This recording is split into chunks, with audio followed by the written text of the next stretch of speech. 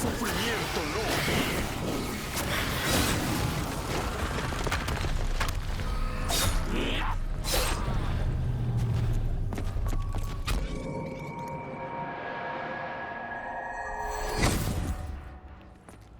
Creo que no reconozco este lugar.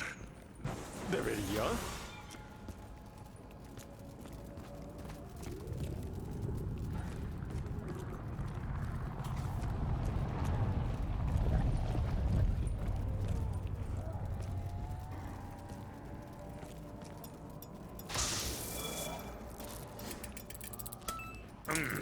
Quiero una ventaja. ¿Pero qué precio pagarán mis sentidos? Ya conoces los peligros que conlleva provocarme, demonio.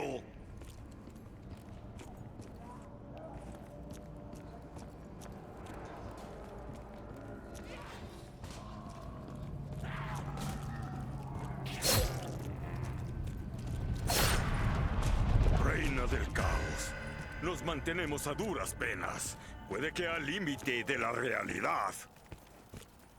Solo puedo concluir que nuestro plan incierto no ha ido como planeamos.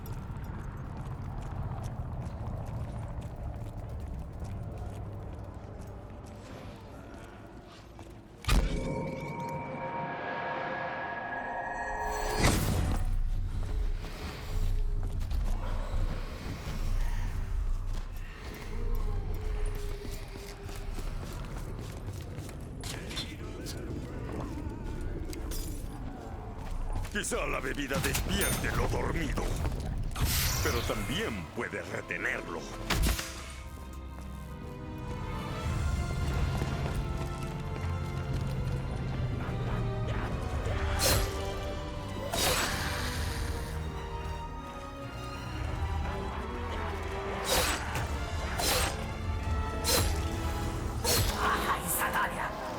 No habrá otra vida para ustedes, demonios.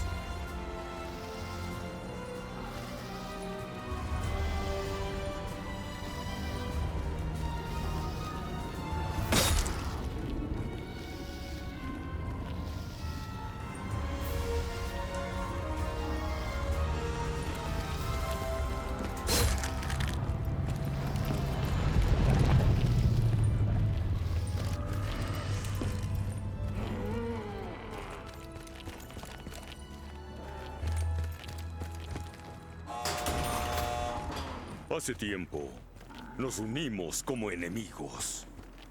Hemos llegado muy lejos.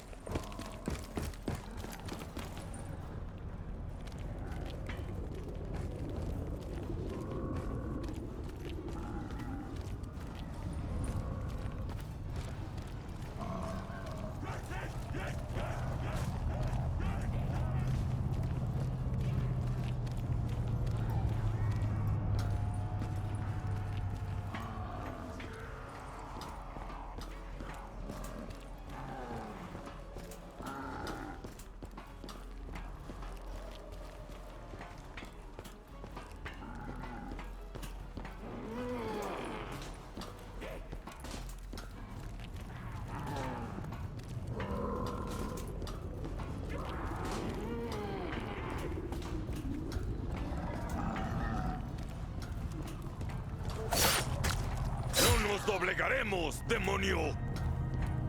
Debo intentar localizar al Dr. Mundi. Al menos él entiende algo. Conoce un poco este mundo retorcido.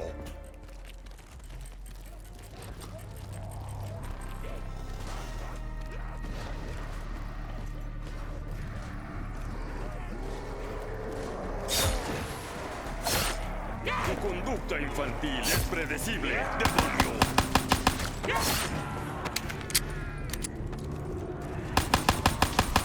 Veo que tú también tienes ganas de morir.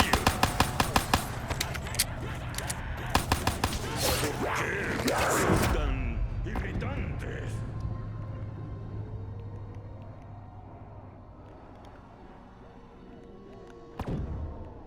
Mi cuerpo es débil. Mi espíritu es más fuerte que nunca.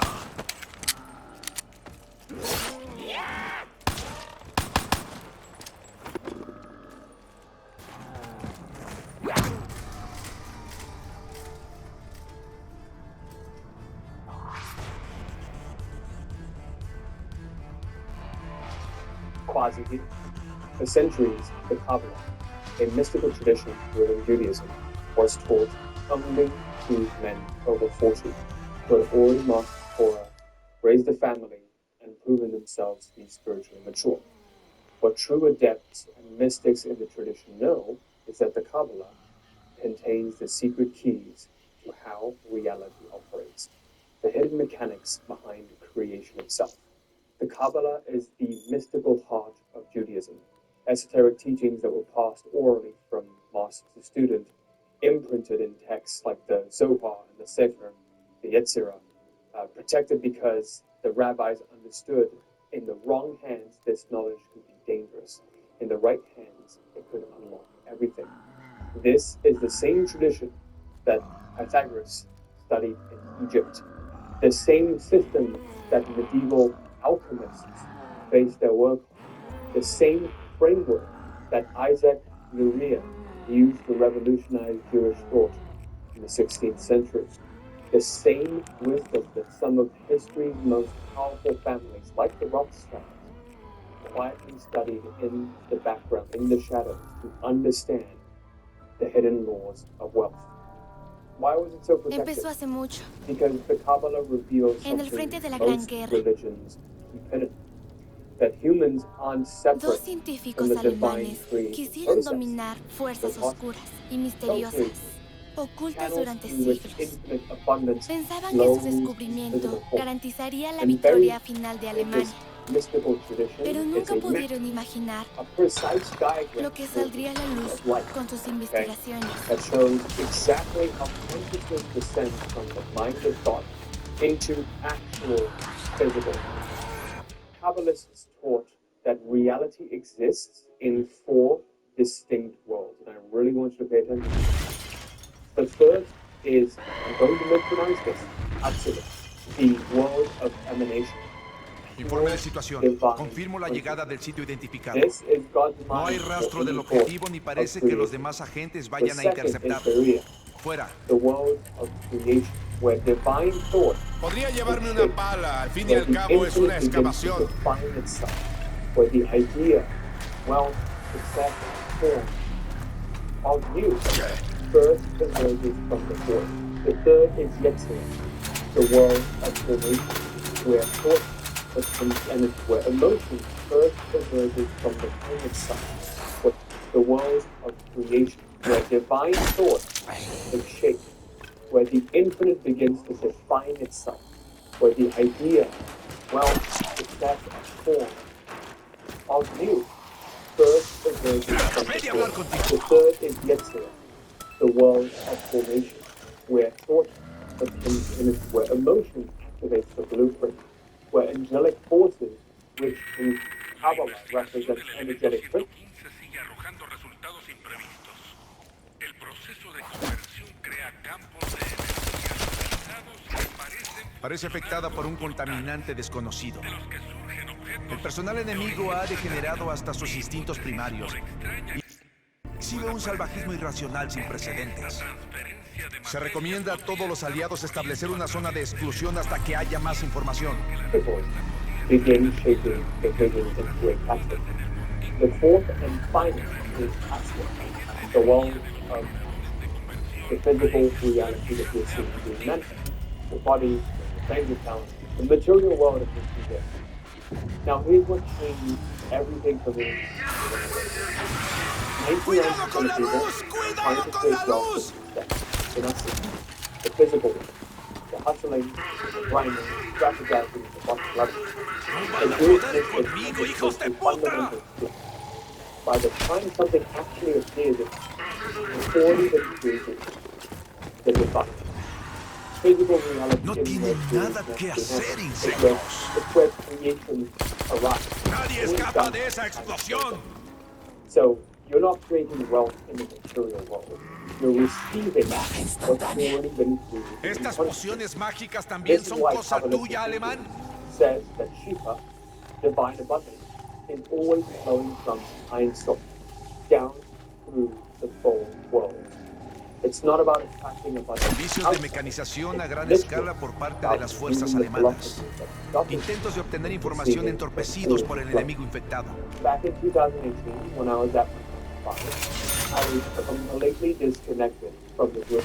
I was operating purely in Asia consciousness, trying to force money to appear through effort and strategy because I desperately wanted to free myself. Then I discovered the teaching of the Kabbalah. 3,000 years, Jewish mystical technology, and everything perfect. Today, I've been able to build a business that generates and allows me to complete time and location freedom. All because I learned to operate from Aksara, accessing wealth, the source, at the level of divine mind, and letting it flow down naturally into physical form. So guys, in this video, I'm going to Vaya pues, acabo de encontrar otra arma. That proves money is just invention.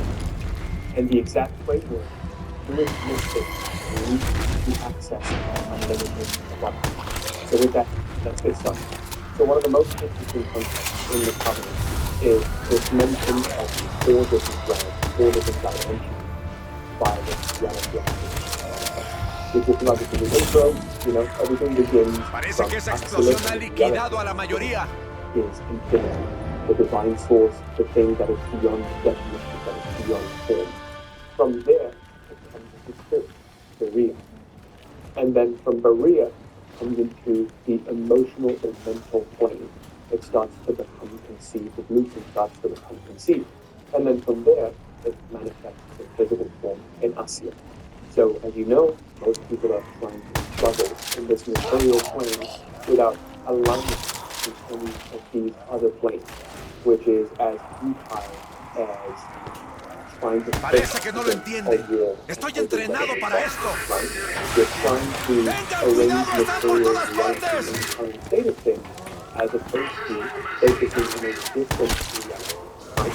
Instead of trying to manipulate this, instead of trying to manipulate the mirror of reality, change the image of the reality, right? If I were to pick up a mirror like that, you know, let's say I don't like the reflection that I'm seeing, it would be like trying to break the mirror or bend the mirror, shift the mirror, to reflect, when one could simply and easily just change the image of the mirror. So when you try to change the image the mirror, you're operating. Diablos, casi no puedo moverme con el barro. Okay? If you look at the Kabbalah, it's surprisingly also similar to the Kabbalah. You know, it sounds the same. In the Kabbalion, there is there is mention of the All, which in Islamic tradition, Allah, God, Source, Infinite. There is the All, all contains the whole space of every single possible reality can be manifested. It contains every possible permutation combination of any reality that's manifested. And then the highest plane, the third plane of existence is the balance. Es como el camuflaje. No te ven muy bien. And then you go from the spiritual to the mental plane, and then from the mental to the physical. So instead of trying to manipulate things in the material plane, always ask what is the intangible, the indirect, the source from which this is around us, right? Instead of trying to merely just take action, think about the place that is coming from. If you want to create wealth, you need to understand the upper laws in which you are to operate. Which brings me to the most fundamental law in the Kabbalah, the law of Yishuv Olam. Yishuv Olam. This literally translates to the settlement of the world. Okay? So in the Kabbalah there is mentioned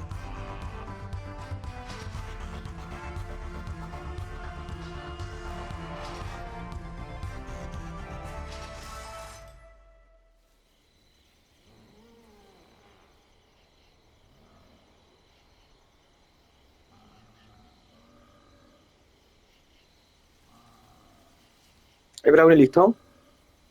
¿Hay Brownie? of Yishuv Olam, meaning that God created Ah, through the process of creation, we were meant to come into Earth and make it even better, right? We were meant to come in here and make things even better and keep growing. So it is almost our obligation, our duty to further creation. Everything that can be created, that can be manifested, has already been manifest. We simply choose how we want to move things forward. Okay, so the creation process is done. A lot of people say like, oh, you know, why does God create evil? God does not in fact create evil. We do. Through our choices and actions of free will, we create evil. And this is how you balance, you know, the free will versus fate model. Both are true. Both are different models of reality. Both are true. The fate model is that creation is already done, and we have free will to dictate how things will operate. Debemos ir al teletransportador. From this forward. So, settlement of the world refers to us bettering the world by contributing to it, by being of service, by creating things that value others as well. So one of the very interesting things that I found in the Kabbalah is it says that it is much better to do nothing than to waste energy trying to transform something into nothing. Is that what it says?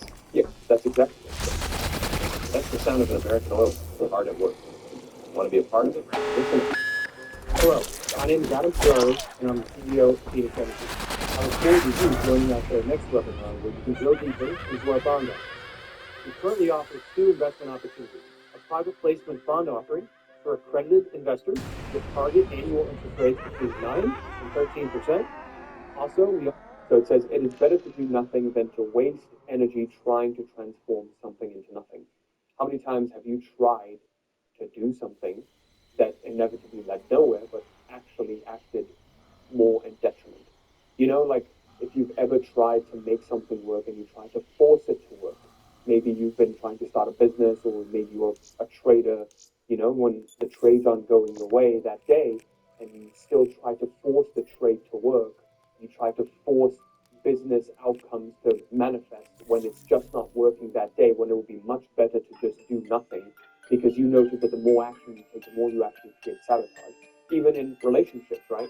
A lot of the times, maybe you get into an argument with your significant other, and then you go into this scarcity paradigm and you try to fix it. You know, you become the fixer. You just try to do more when, in fact, doing nothing would have actually been better. When stepping back and surrendering to God and the will of the universe would have actually been better, right?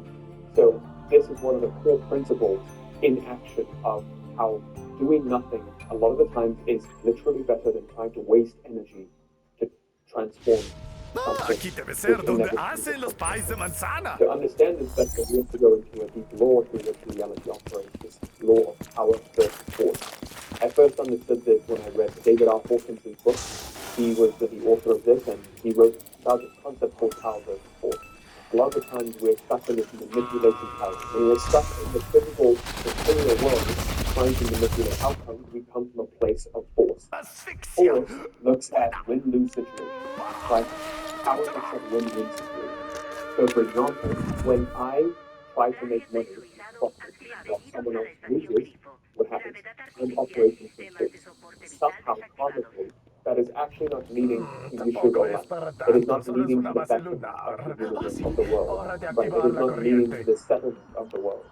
Therefore, karmically, even though I have profited temporarily, that money will go away.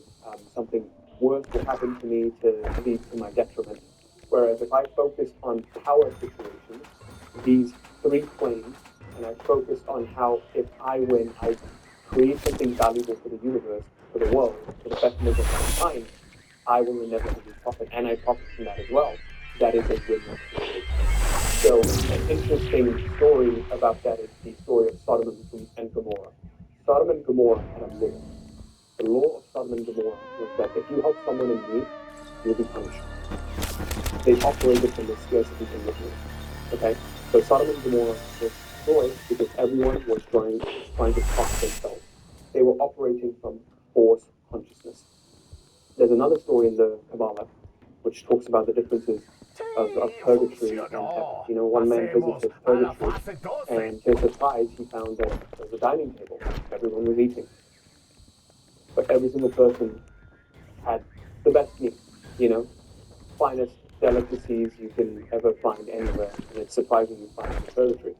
What was interesting though was every single person at that table had their elbows inverted, so they couldn't feed themselves. Okay, and they were struggling, they were tortured, trying to feed themselves. Then the man goes to heaven. When he goes to heaven, he sees the same scene.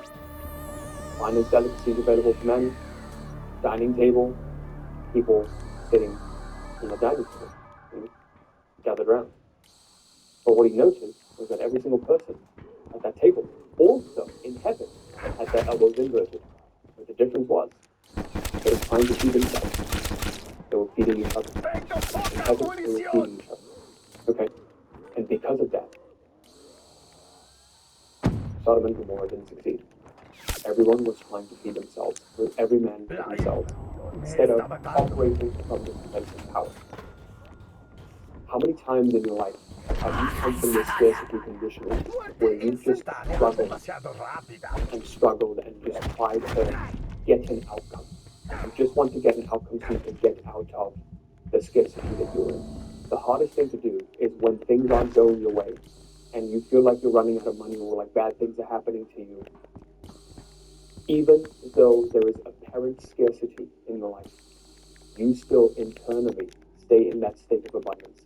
Internally, in spirit and emotion, you're connected to Source. Okay? And you know that Source is infinite. You assume the state of abundance. If you've ever actually been successful at doing this, you will know that that scarcity was a temporary state. Soon after, everything fell into place. Soon after, abundance showed itself. All because you did not cave into the illusion of scarcity, the illusion of lack. If you ever find, like if you're watching this video right now, and you are in a state where things aren't going the way that you want, everything feels difficult, everything feels like it's falling apart. Hey everybody, it's Tony Robbins. Listen, no matter how smart you are, even if you're the best neurosurgeon in the world, you don't do neurosurgery on yourself, because you're in there. You need something else. Your job is simple, to withdraw from the reflection that you see and just focus on presenting the correct image to the mirror. That's it. You stay with the image of abundance even though the current reflection is showing scarcity. Over time, the mirror will catch up because the mirror works with a delay. Okay? That is the story of Sodom and Gomorrah and why it failed, because it operated on scarcity, on forced consciousness. So what is the key that we can take away from this? The key that we can take away from this is if you want to actually keep wealth and create wealth, it is not just about creating money. It's about actually creating something valuable that betters mankind or create forward movement for others. Okay, so you want to create value. The best way to create value is to focus on win-win situations. When you have a business that does well, it is because you are creating value in the marketplace. When you invest in companies that you believe in, you are also contributing to value in the marketplace. You are spending time researching good companies, right? You are spending time studying. You are spending time doing diligent work, and you are investing in the right companies. You are putting your hard-earned money in the right companies, which then allow those companies to create value, right? Companies especially that you believe in. So a lot of people feel like, oh, you know, investing and trading, it feels like it's a zero-sum game, right? I'm just not contributing. It can feel that way. However, if you put it into perspective of, I'm putting a lot of time and effort researching and studying these companies that I'm going to invest in. The money that I invest into these companies helps grow the company, and the growth of this company allows it to do even better for mankind. That's how I've reframed it, and when I've reframed it this way, I've actually picked better companies to invest in, right? So, the other example I can give you is I was listening to a Tony Robbins, the podcast of Tony Robbins, and he was talking about how when he was younger, he had a mentor, Jim Rohn. And he was very perplexed because he was in a state of poverty, and he was like, why do these hedge fund managers and analysts make so much money, but then your average school teacher only makes $36,000 a year back then. To which Jim Rohn answered, Tony,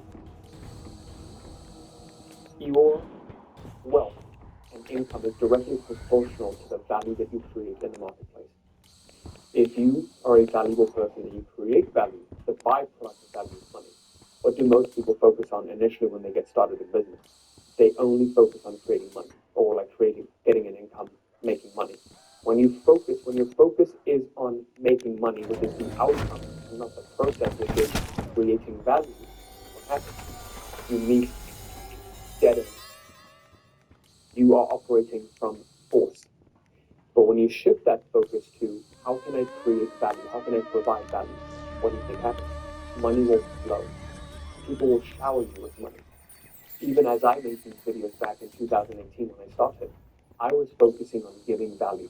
Even as I make this video today, my focus in making this video isn't to make money, it's how can I create value, how can I serve someone, how can someone who's watching this, I can touch the life of one person. If I can do that, then I never have to worry about money. Money will come, right? That's it. Money is a secondary focus. The primary focus is always the inputs and what I'm giving, because guess how the mirror of reality works? When you give, the mirror gives back. When you take, the mirror takes back, right? That is how reality works. It's very strange, but when you focus on coming from a place of power, staying in abundance, even despite apparent scarcity, then abundance is what you will get. Most people are never able to do this, and that's why they say 90%, 99%, whatever the statistic is, people never succeed. Because when they're faced with hardship, or they retreat back into scarcity, the old ways of thinking and being, they're never able to step out on the other side and get out of their comfort zone, because it is uncomfortable, it is uncertain. Most people struggle to live in uncertainty. But guess what? It is an uncertainty that all of the wonderful things that you want in your life that you haven't experienced, that's where they lie. In uncertainty, not uncertainty. If you live in comfort, if you live in certainty, you will keep getting what you've always been getting. And for a lot of you, who are living in a great reality right now, that's wonderful. But for a lot of you who are watching this video right now, you are not satisfied with the status quo. You don't want to live a mediocre life. You don't want to die with the music video. Correct? So, this brings me to the second most important teaching of the Kabbalah, concept of the gematria. Okay, once you understand this, the gematria literally translates to vibration. Once you understand this, you will understand why certain sounds, certain words have such a powerful effect in creating your reality. So, let's get to that right now. In the Kabbalah, every single Hebrew letter has a numeric value. It's very nice. Therefore, every number has a frequency. Okay? So every word literally carries a frequency. In ancient yogic knowledge, Poder restaurado, gravedad artificial y soporte vital activados. En la bahía de acceso, túnel 6, túnel 11, laboratorios biocúpula. you will feel resonance in your middle heart chakra. When I say you will feel resonance in your throat chakra. So the word when you say that, you're kind of moving energy from the lower chakra to the higher chakra, right? To your Vishuddhi, to your throat chakra.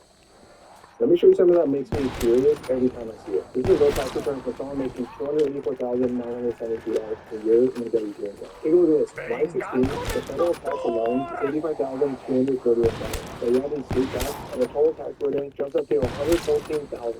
That's 40% of their income gone. And here's what baffles me even more. For taking the standard deduction, there's no itemizing. There's no payment structure in place, there's no real estate tax strategy, there's no planning around capital gains. Let's break this down. If this person had a side hustle and elected escort status, they could have saved around $15,000. If they had a solo 401k, that would have let them defer $22,500 tax-free. A cost aggregation study on an investment property. So every single sound word carries a frequency with it. If you look at tuning forks, if you tune one fork to 440 hertz, and you have two tuning forks, even without doing anything to the other fork, you will notice that frequency, the sound frequency, is absorbed by the other fork and it starts resonating at that energy. Similarly, there's tons of radio wave frequencies out there, but when your antenna, your television, or your radio, it doesn't show all of the frequencies at once. It only only tuned to one frequency. So the real question is, what frequency are you tuned into? Because you are tuned into a certain frequency. A lot of people, modern day thought leaders, science, talks about the reticular activating system that's in your brain, your subconscious mind, right? This RAS, reticular activating system, is wired in such a way through your life experiences, what you've collected, what beliefs you have, it only shows you certain things. You only see certain things in your reality. If you've been wired to only see scarcity, then when bills come up and money goes away, that's when you feel anxious, and that's what you notice the most. But when money comes in, you don't feel as grateful, right? So you don't celebrate the good things that happen. You only feel pain when bad things happen because you're accustomed to seeing only bad things happen. That is how your RAS is wired. And because your RAS is wired like that, you end up missing a lot of opportunity that will allow you to grow and achieve what you actually want to achieve. This is a very, very interesting science. This is literally my life's work.